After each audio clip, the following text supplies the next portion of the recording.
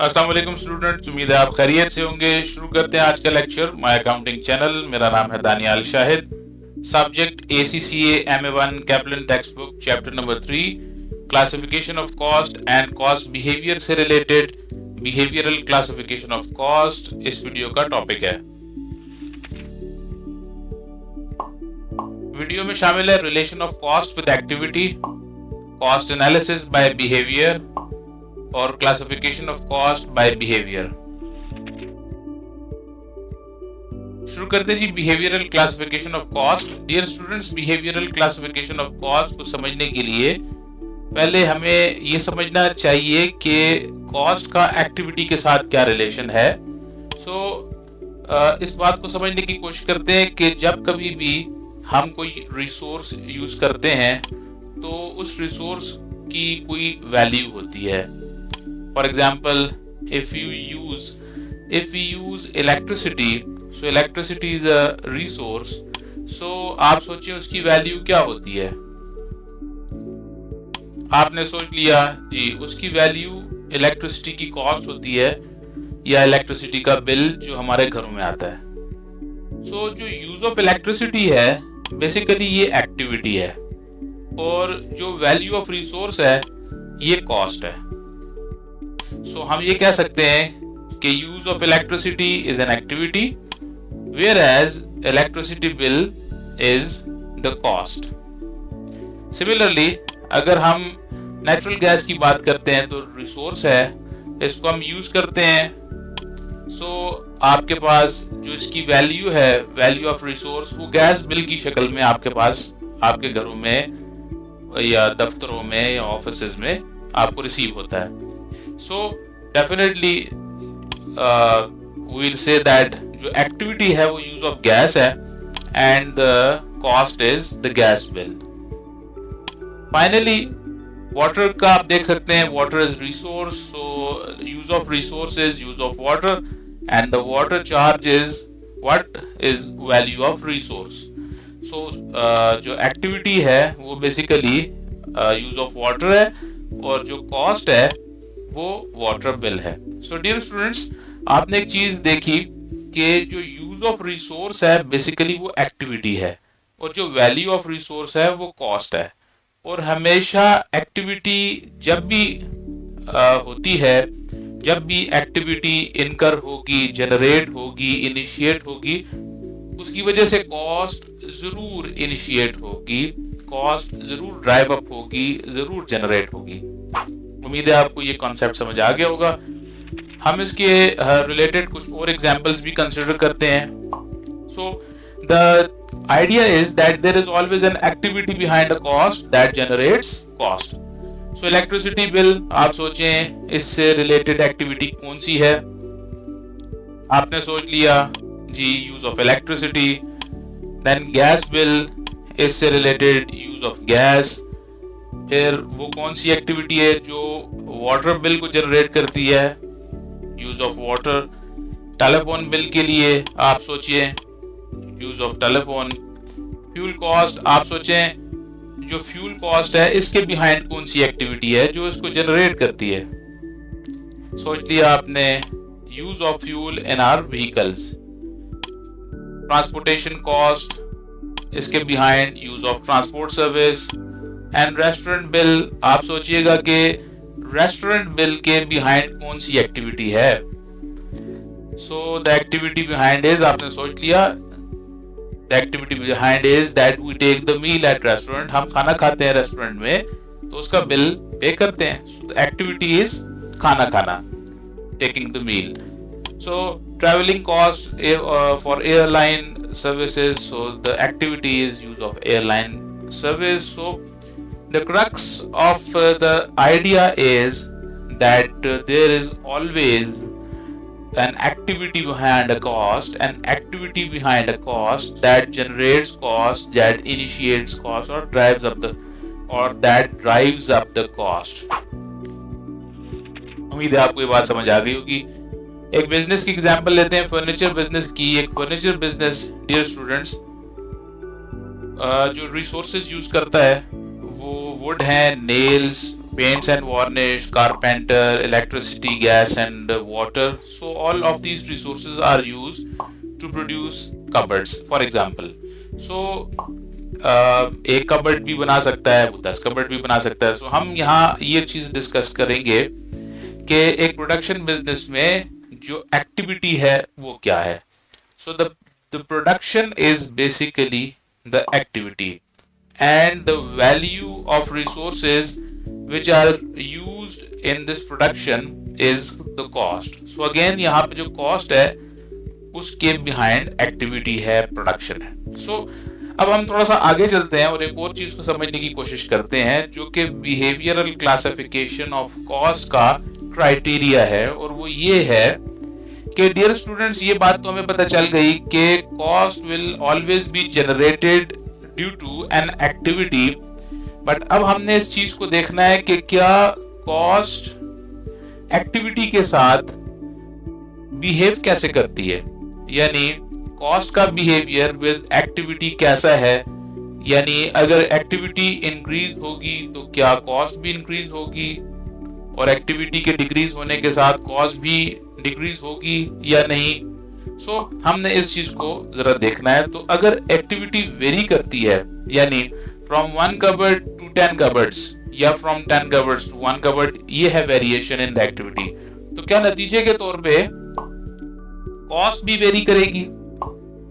तो let's suppose हम एक कबर्ड से बढ़कर 10 कबर्ड्स बनाते हैं, तो क्या ये जो रिसोर्सेज हमने शो किए हुए हैं इनकी वैल्यू ज्यादा यूज होगी, मतलब ये ज्यादा डेफिनेटली यूज होंगे, तो इनकी कॉस्ट भी ज्यादा आएगी, तो डेफिनेटली इंक्रीज होगी.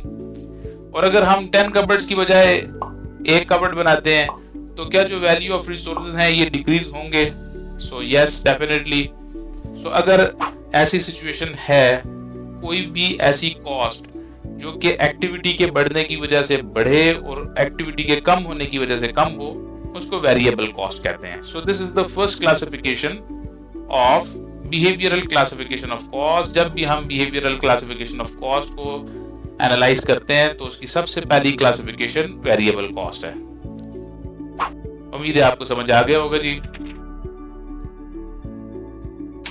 Cost analysis by behaviour. So let us have a revision again कि the criteria is the criteria for behavioral classification of cost, and the criteria is that how a cost will behave or react if the related activity level varies. So cost कैसे behave करेगी अपने level of activity के साथ अगर activity level vary किया. Dear students, there are two checks or you can say there are two tests जो behavioral classification of cost के point of view से हम जिसको check करते हैं. पहला ये कि cost in total level of activity के साथ कैसे बिहेव करती है, और दूसरा चेक ये है कि कॉस्ट पर यूनिट में लेवल ऑफ एक्टिविटी के साथ कैसे बिहेव करती है. सो इसको हम डिटेल में अभी चेक करते हैं. सबसे पहले देख लीजिएगा कि कॉस्ट का रीजन जो है, हमने ये समझ लिया कि एक्टिविटी है, और एक्टिविटी जब वेरी करेगी, हम एग्जाम्पल के तौर पे लेते हैं, एक्टिविटी जब वेरी करे तो कॉस्ट भी वेरी करे. इसकी एक एग्जांपल लेते हैं, let's suppose electricity usage.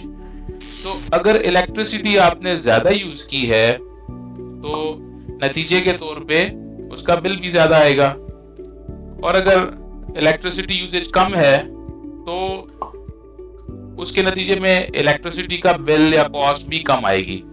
So yes, हम इसको एक्सेप्ट करते हैं कि ये बात ऐसे ही है. सो फिर हमें पता चला कि ऐसी कॉस्ट को वेरिएबल कॉस्ट बोलेंगे. सो इलेक्ट्रिसिटी बिल भी वेरिएबल कॉस्ट है, वो भी उसमें शामिल है, और इस तरह की तमाम कॉस्ट जो in total level of activity के साथ वेरी करें वेरिएबल कॉस्ट कहलाएंगी. डियर स्टूडेंट्स, कुछ ऐसी कॉस्ट हैं जो जनरेट तो एक्टिविटी की वजह से होती हैं, लेकिन वो एक्टिविटी के लेवल के चेंज होने की वजह से चेंज नहीं होती. एग्जाम्पल के तौर पे हम एक कंसिडर करते हैं एक प्रोडक्शन बिजनेस को. किसी भी प्रोडक्शन बिजनेस में जो प्रोडक्शन प्रोसेस है उसको हम एक्टिविटी कंसिडर करते हैं. डियर स्टूडेंट्स, एज्यूम करते हैं कि ये प्रोडक्शन बिजनेस है, और ये जो बिजनेस है इसका जो फैक्ट्री एरिया है वो रेंटेड है, सो जो फैक्ट्री का रेंट होगा वो अनचेंज रहेगा लेवल ऑफ प्रोडक्शन की वजह से या लेवल ऑफ एक्टिविटी की वजह से। अगर हम प्रोडक्शन को ज्यादा करते हैं किसी लेवल से, सो उसके बावजूद भी रेंट इंक्रीज नहीं होगा, और अगर हम प्रोडक्शन को कम करते हैं किसी लेवल से तो फिर भी रेंट अपने लेवल से कम नहीं होगा, वो उतना ही पे करना पड़ेगा जितना कॉन्ट्रैक्ट में लिखा हुआ है या जो कॉन्ट्रैक्टेड है। So such a cost that is unchanged, that is constant and is not influenced by the level of activity is called fixed cost. So dear students, हमारे पास कॉस्ट एनालिसिस बाय बिहेवियर में generally दो categories आ गई हैं, एक variable cost और दूसरी फिक्स्ड कॉस्ट। वेरिएबल कॉस्ट वो है जो in total level of activity के साथ चेंज हो, जबकि फिक्स्ड कॉस्ट वो है जो in total level of activity के साथ चेंज ना हो बल्कि कांस्टेंट रहे। डियर स्टूडेंट्स, एक तीसरी टाइप ऑफ कॉस्ट भी है जो behavioural classification of cost discuss करता है, और वो वेरिएबल कॉस्ट और फिक्स्ड कॉस्ट का मिक्सचर है, और वो है सेमी वेरिएबल, सेमी फिक्स्ड और मिक्स्ड कॉस्ट। सो इसकी बहुत कॉमन एग्जांपल हम नेक्स्ट स्लाइड पे डिस्कस करते हैं। टेलीफोन बिल है जिसमें एक पोर्शन यानी सेमी वेरिएबल, सेमी फिक्स्ड और मिक्स्ड कॉस्ट वो है जिसमें इस कॉस्ट में एक पोर्शन फिक्स्ड होता है और एक पोर्शन वेरिएबल होता है। सो टेलीफोन बिल इसकी बहुत कॉमन एग्जांपल है जिसमें जो लाइन रेंट है वो फिक्स्ड एलिमेंट है, जबकि कॉस्ट ऑफ द कॉल्स यानी मिनट्स की जो कॉल्स हैं उनकी चार्जिंग वो वेरिएबल एलिमेंट है। And the fourth and final category of behavioral classification of cost is called as a stepped fixed cost or simply step cost. Dear student, fixed cost is always fixed within the relevant range. Fixed cost एक खास relevant range के अंदर fix होती है, but जब वो range cross हो जाती है तो fixed cost increase हो जाती है और that jumps to a next level। इसको हम next slide पे डिस्कस करते हैं। आइए चलते हैं। तो फाइनली जब हम classification of cost by behaviour की बात करेंगे तो हमारे पास सबसे पहली कैटेगरी वेरिएबल कॉस्ट की आ जाएगी। Variable cost are cost that change in total with level of activity. For example, if raw material cost for 1 unit is $50, then for 2 units it will be $100 and for 10 units it will be $500। So आप देख रहे हैं कि variable cost in total में with in direct proportion increase करती है। दूसरी category है फिक्स्ड कॉस्ट की। So fixed cost are cost that are not affected in total by the level of activity. Example, आपके पास फैक्ट्री रेंट है। For example, अगर किसी फैक्ट्री का रेंट $2000 है, सो अगर आप 2 यूनिट्स बनाएं या 200 यूनिट्स बनाएं या इवन 1 यूनिट भी ना बनाएं, उसके बावजूद भी आपको जो रेंट है वो पे करना पड़ता है। The third category is semi variable, semi fixed और mixed cost. Dear students, semi variable costs are costs that have both a fixed element and a variable element. For example, a telephone bill might be called as semi variable cost, and जिसमें line rent भी शामिल होता है और उसके अंदर जो कि फिक्स है, और वेरिएबल कॉस्ट भी शामिल होती है जो कि कॉस्ट ऑफ द कॉल्स है। So the fourth is step fixed cost, and इसको डिस्कस करते हैं कि स्टेप फिक्स्ड कॉस्ट या step cost simply fixed cost की ही एक एक्सटेंशन है।